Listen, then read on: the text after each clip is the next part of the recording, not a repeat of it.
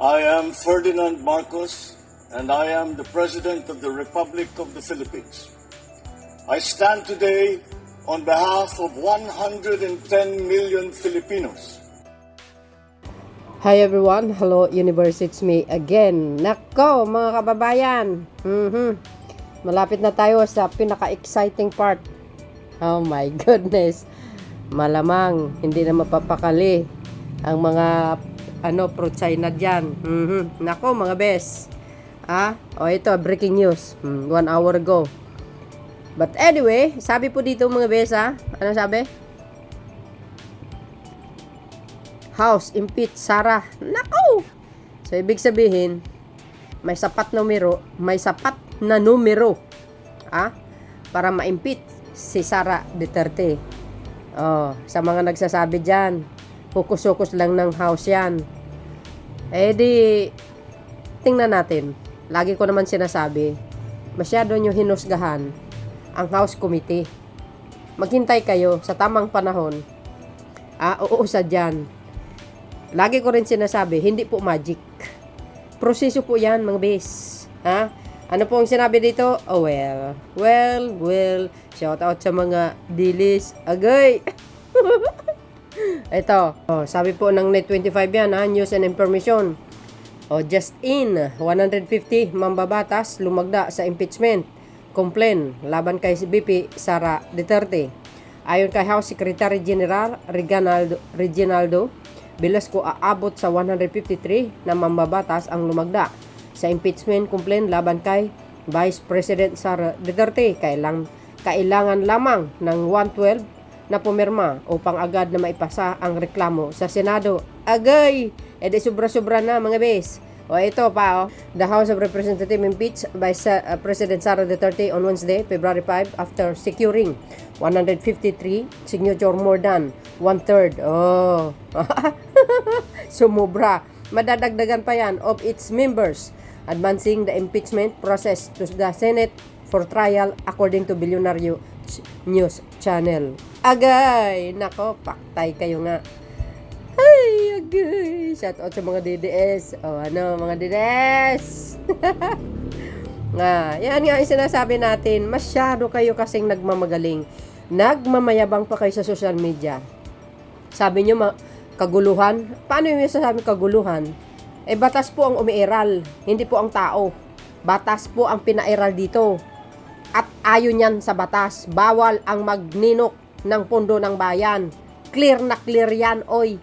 The impeachments followed 3 complaints filed against Duterte, citing alleged misuse of confidential funds, graft, and corruption, and betrayal of public trust, grounds for impeachment under the 1987 Constitution. In a preparation for the next steps, the Senate Secretary has instructed the Senate Public Relations Information Bureau to prepare for the possible receipt of the impeachment complaint from the House of Representatives today. Guys, ang kapalagayan nyo. Natatawa ako dito sa mga DDS Ang yayabang nyo talaga. Sobrang yayabang nyo. Hindi ba sapat ang mga ebidensya na isinumbiti doon sa yung mga witness doon sa House hearing tungkol dito sa maling paggamit niya sa pera ng bayan? Ano ngayon? Sabi pa ng iba, nag-alala, lalo na mga kababayan, yung ibang sikat na vloggers na sa social media na nakikita ko. Alam nyo bang maaga nila hinuhusgahan kaagad ang House? Natutulog daw sa pansitan ang House of Representatives. Yan ang sinabi ng iba. Yung side ng dilaw yun, guys, no? Sabi po nila, natutulog ba daw? Hindi daw kumilos? Ano ba, ako mga kababayan, hindi ko kaagad na inuhusgahan ng House. Kasi, proseso po yun. Hindi po ako abogado. Wala kong dyan sa mga kaalaman tungkol sa mga lawyers. Pero, nanonood tayo, nakikinig tayo. Bakit na antala ng ilang weeks lang sa House? Kasi nga, hinihintay Hinihintay yan ang mga perma ng mga ibang congressman para sapat na ma-impeach si Sara Duterte. Ito rin kasi yung mga nga mga ibang political vloggers na kilala naman sila, journalist, atat na atat kayo kaagad, hindi nyo nga iniisip na proseso. O, hinusgahan nyo kaagad ang house eh. O, ayan na, ang hinihintay nyo. Kayo talaga.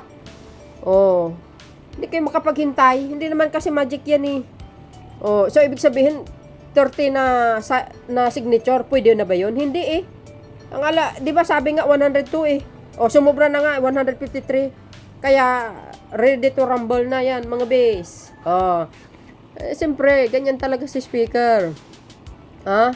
Batas ang pinairal. Kaya sa mga ibang politisyan, gumawa yung kabutihan para hindi kayo masilipan.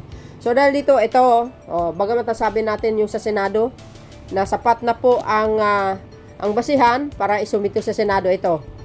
Sinabi po ng Pilipinas ay People's Tonight. Senado, naghahanda na sa pagtanggap na sa impeachment complaints versus BP Sara. Agay, nagsagawa ng briefing ang mga opisyal at tawa ng Public Relations and Information Bureau ng Senado sa mga reporters kaugnay ng posibilidad na tanggapin ng upper chamber ang impeachment complaint laban kay Vice President Sara Duterte. Mamayang gabi, Miyerkules, Pebrero 5, inaasahang tatanggapin ng Senado ang reklamo bandang 7 ng gabi sa Secretary's Office. Agay! Ano guys ang kapalagayan nyo? You see, proseso. Hindi kayo nakakaintindi sa mga ang ibig sabihin ng proseso. Itong ibang dilaw kasi, husgahan ka agad ang house. Ang akala nyo kasi madali lang yan. Siyempre pag-isipan yan, kayo naman talaga, oo. So yun mga beswa. Medyo masakit ang ulo ni Madam Sara. Nag-iisip na siya. Well, alam nyo, it's not too late naman for her. If she have complete documents, mga kababayan, regarding sa issue niya, di ba? Sa mga resibo.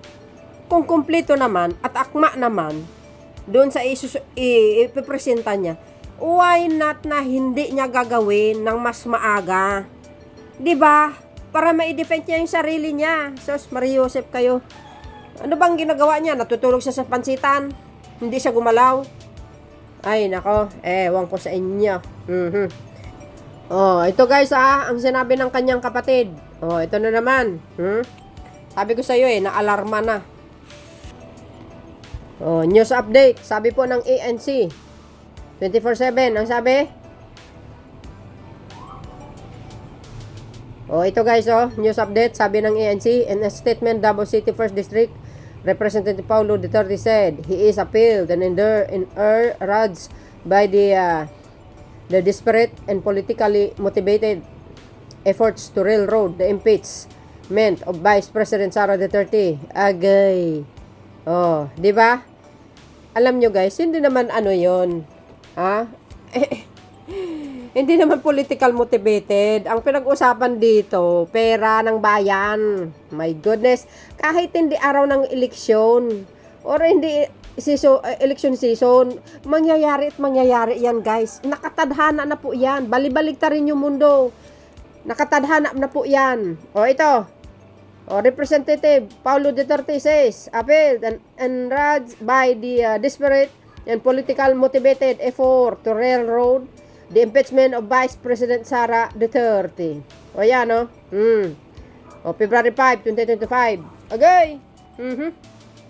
Ano guys ang kapalagayan nyo? Batas ang umiiral ngayon. Di ba? Ngayon, sino ang mas pipiliin? Ng House at ang Senate? Ang sinasabi ni Duterte o ang apila ng mamamayang Pilipino na kailangan i-impeach? Kasi pag hindi mo gagawin ng aksyon yan, hindi mo sampahan ng kaso, i-impeach mo ang isang politisyan na nagnakaw sa kaba ng bayan. Ano na lang po ang nangyayari sa batas ng Pilipinas kasi? Di ba? Kasi guys, ibig ko sabihin, sino ang pipiliin ng mga mambabatas? Ang Kongreso at ang Senate. Sino ang pipiliin? Yung panawagan ni Paulo Duterte o yung panawagan ng majority ng mamayang Pilipino na kailangan sundin kung ano po ang batas Pag sino po ang nagnakaw sa kaban ng bayan, lilitisin. Yan ang hinanaing ng taong bayan. At ayon po yan sa ating batas. Kailangan panagutin ang dapat managot sa nagkamal sa pera ng bayan. Hoy, nako. O ito, mga kababayan, ang sinabi po ng Malacanang.